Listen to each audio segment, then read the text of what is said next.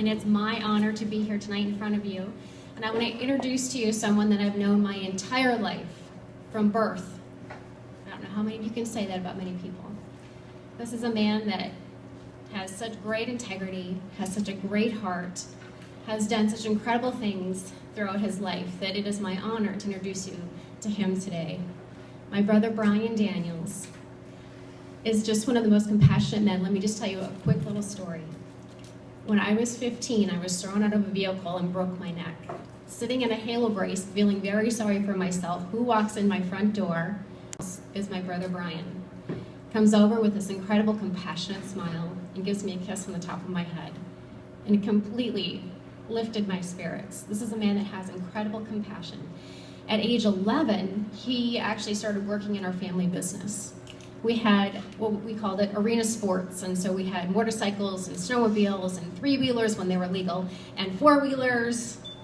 And at 11, he started to work at arena sports. And you know what he did by the time he was 19? He took over the family business. He not only took over the family business, but he made it profitable. He turned it around, and with his huge smile and his incredible energy and his salesmanship, he turned that place from the red to the black, way into the black. This is a man that has incredible integrity, he has incredible skills. He's been working in small business his entire life. He turned a small business that was profitable for about, I'd say about $40,000 to $1 million business. You know what we need down in the state capitol? We need men exactly like my brother. He has so many of the things that we need. What I see lacking down in the state capitol are small business owners. And that's why I'm so glad to see who you just endorsed also.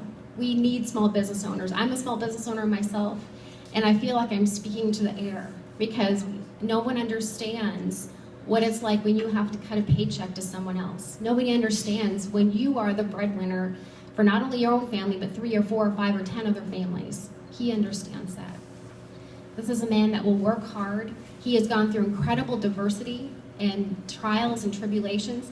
This man had a brain tumor. Now you have seen him walk and he has a limp. He fought back from that brain tumor. He has partial paralysis, but it hasn't affected his spirit, it hasn't affected his work ethic, it hasn't affected anything. He just has incredible drive and incredible compassion. You know what brought him down to Faribault is his son, who's sitting right here. His son, he has such a heart for his family that he moved his entire family down from Bagley, which is where we were, way up north, down to Faribault so his son could go to the deaf school.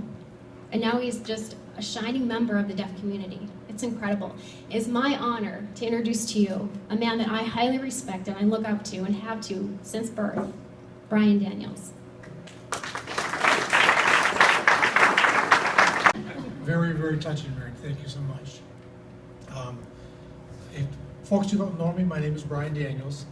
I have spent my pretty much entire life working in the small business industry.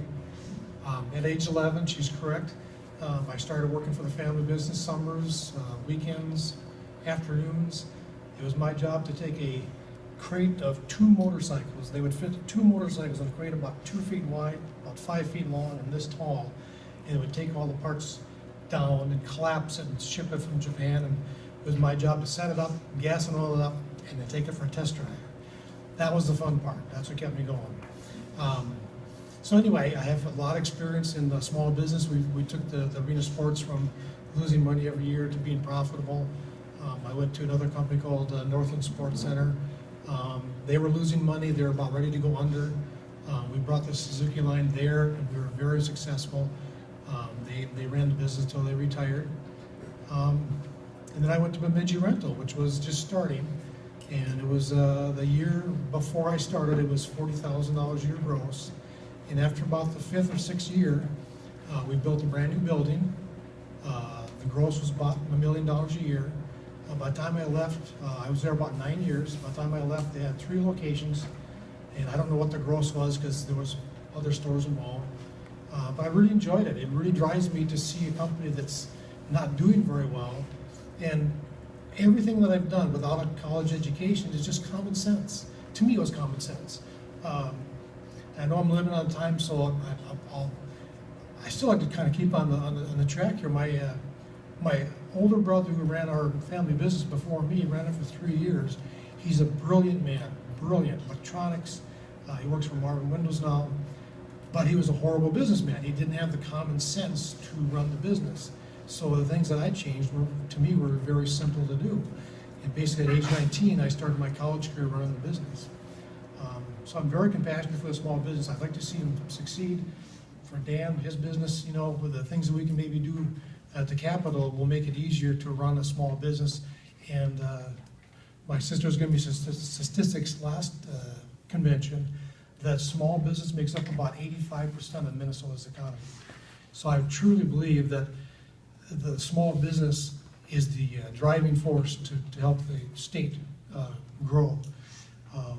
So I'm very excited about that. Getting in my life, my wife Liz is back there. We've been married for 36 years, almost 37. My wife Jeremiah, or my son Jeremiah that Marion mentioned, is here. I have 4 adult children, 6 grandchildren. I know I don't look it, but I have 6 grandchildren. My 4 children, we have 3 that have already gone to college and graduated in their degrees, and I'm really proud of them. And our youngest is finishing his 4th year at Stout University, and he should be graduating next fall. So very proud of my children to go through college, and they're all very successful. I'm really proud of that.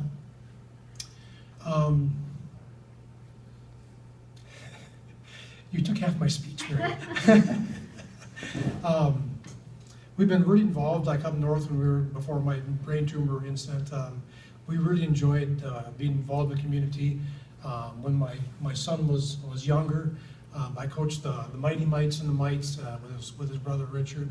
I did that for a handful of years. I was actually on the hockey board for a couple of years. I actually ran for school board in Bagley, and I won the school board, got to serve 1 term. We ended up having to move to Bemidji for family reasons, and we just would like to be involved in the community. Both my wife and I were Sunday school teachers for a number of years. We did foster care for a number of years. Our oldest is a daughter who lives in Florida, and just recently, about a year and a half ago, she signed up for foster care. So now she's doing foster care, has a foster daughter right now. And it's just so nice to see when your children take on the passions and the compassion of what you did. And I have to admit, for about the last 17 years since my brain surgery, I've been kind of dormant.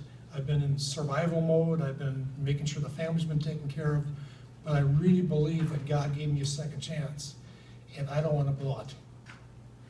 I'd really like to make changes at the state level for small business. I'd like to see MNsure repealed. The disastrous thing that we were just talking a little bit ago, their projected MNsure enrollment is about 83% short of their goal. They've had to dump in $150 million just to fix the programs so that people can sign up. We've got people in our Bible study that have tried for 4 months to sign up their son. They sent hundreds of emails, hundreds of phone calls. They sent so many emails and phone calls that the people said, stop calling. We will call you when we get it figured out. So we have to get rid of MNsure. I am a NRA member, so I believe strongly in the Second Amendment. I'll work hard to keep that intact. And let's see, I'm running out of time. I'm not a speaker, I'm not a politician. I don't plan to spend a lifetime. I don't want to see in my occupation as a politician. I don't want to see that. I would plan on being in for 1 or 2 terms if I'm elected, and then I'd like to go on to something else, preferably back maybe in the private business. But I've really enjoyed my time. Marion said I've had some difficulties, but you know what? One of my old bankers said, Brian, you take lemons and you make lemonade out of them. He was my banker for almost 15 years. And that's true. You may not get the hand you wanted, but you certainly can do the best without the hand that you're dealt with. So that's about my time. So can I open up for